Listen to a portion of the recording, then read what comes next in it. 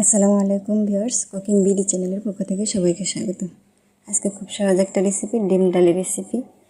তো সকাল সকাল ঝটপট রান্না করার জন্য ডিম ডাল সহজে রান্না করা যায়, আর রুটি অথবা ভাত যে কোনোটা দিয়েই খাওয়া যায়।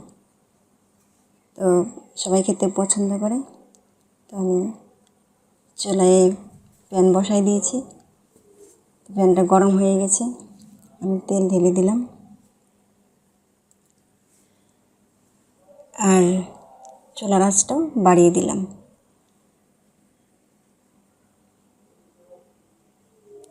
ডিমগুলো দেওয়ার আগে প্যানটা অবশ্যই ভালোভাবে গরম হতে হবে, নাহলে প্যানের তলায় লেগে যায়। আর আমার ফ্রাই প্যানটি মূলত নষ্ট হয়ে গেছে। ফ্রাই প্যানে দিলে লেগে যায় না, কিন্তু আমার এটা অনেক দিনের নষ্ট হয়ে গেছে, তাই তলায় লেগে যায়।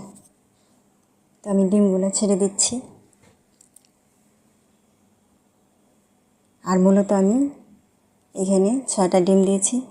2টা ডিম দিয়ে আমি ডাল রান্না করব।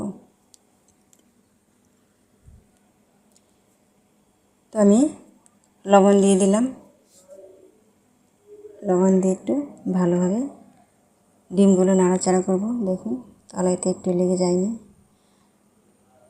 আর ডিমগুলো একটু ভাজা ভাজা হয়ে আসলে আমি এর ভিতরে একটু মরিচ আর হলুদ গুঁড়া দিয়ে দিলাম। তো এতে করে একটু কালারটা সুন্দর হয়ে আসবে, দেখতেও ভালো লাগবে। তো আমার ভাজা হয়ে গেছে। ফ্রাই প্যানের এক পাশে আমি কিউব করা পেঁয়াজ কুচি দিয়ে দিলাম। তো আমি ডিমগুলা উঠিয়ে নিচ্ছি। সবগুলো ডিমে সুন্দর কালার হয়ে আসছে। তো আমি ডিমগুলা উঠিয়ে নিলাম। আর আমি পেঁয়াজগুলো একটু নেড়ে চেড়ে ভাজা ভাজা করে নেব। কালার খুব সুন্দর। একটু এভাবে নেড়ে চেড়ে হালকা বাদামি মতো করব।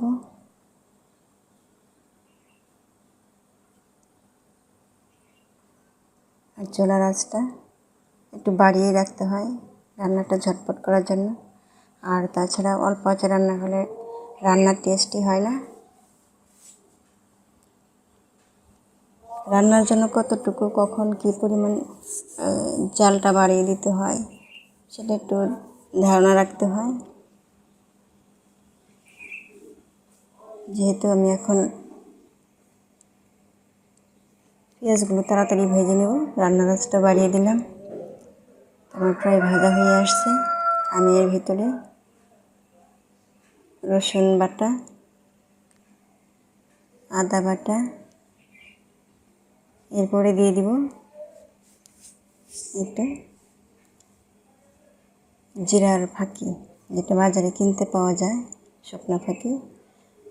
তো আমি সেই ফাঁকিটা ইউজ করি। তো আমি দিয়ে দিলাম জিরার ফাঁকি। এখন একটু মশলাটাকে ভালোভাবে মাখিয়ে নেব। পেঁয়াজ কুচির সাথে একটু ভেজে নেব। তো একটু ভালোভাবে ভাজা হয়ে গেলে এর ভিতরে আমি একটু একটু করে পানি দিয়ে দেব।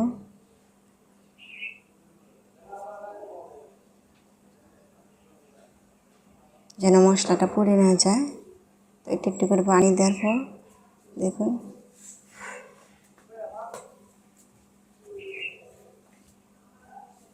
একটু একটু করে পানি দিলাম। তো এরপরে আমি একটু কষিয়ে নেব এই মশলাটাকে। তো আমার এই যে একটু একটু করে পানি দেওয়ার পরে যে তেলটা উপরে উঠে আসছে, তো এর ভিতরে আমি দিয়ে দিব গুঁড়ো মশলা। তো ডাল রান্না করতে সাধারণত হলুদ দিলেই হয়ে যায়, কিন্তু আমি এখানে ডিম দিয়ে রান্না করব, ভাত দিয়ে খাবো, তাই হলুদ গুঁড়া, মরিচের গুঁড়া, একটু গরম মশলা ধনিয়া গুঁড়া, যেটা ধনিয়া গুঁড়াও অ্যাড করলাম।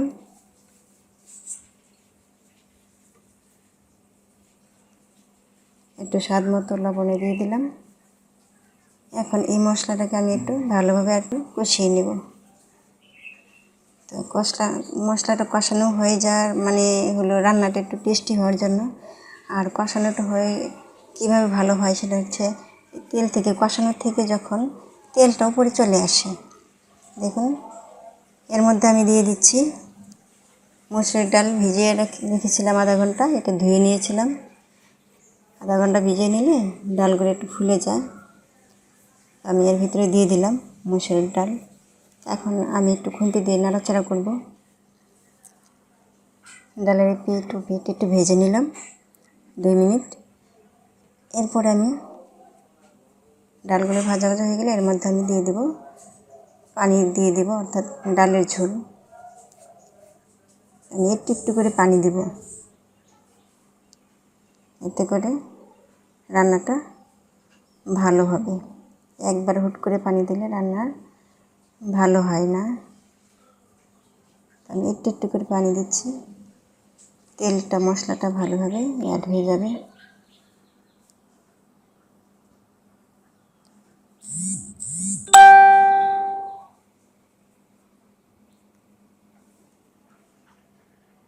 তো দেখুন আমার মশলাটা ভালোভাবে অ্যাড হয়ে গেছে। ডালের পানিতে একটু তেল তেল ভাব আসছে। তো ফিরে এলাম আবার 5 মিনিট পর। ডালে বলক চলে আসছে। এর ভিতরে আমি দিয়ে দেব কাঁচামরিচ ফেলা। ডাল সাধারণত কাঁচামরিচ দিয়ে খাওয়া ভালো লাগে, আমি ভাত দিয়ে খাবো, যার কারণে মরিচের ফাঁকিও দিয়েছিলাম। তো আমি ডাল কাঁচামরিচ দিয়ে দিলাম। এখন অল্প কিছুক্ষণ সেদ্ধ করব, রান্না করে নেব। তো ভিউয়ার্স, এই ফাঁকে বলে রাখছি আমি আমার চ্যানেলে একদমই নতুন। যদি রান্না ভালো লাগে তাহলে প্লিজ লাইক করবেন এবং সাবস্ক্রাইব করে পাশে থাকবেন।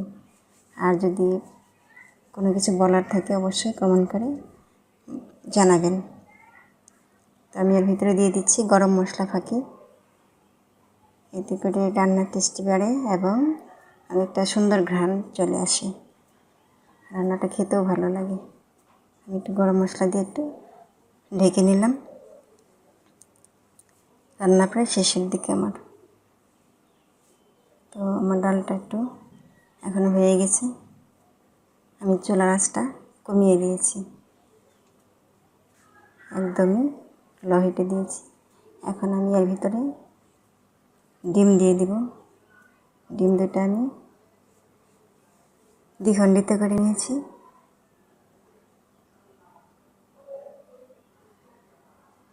আমি ডিমগুলা দিয়ে দিচ্ছি।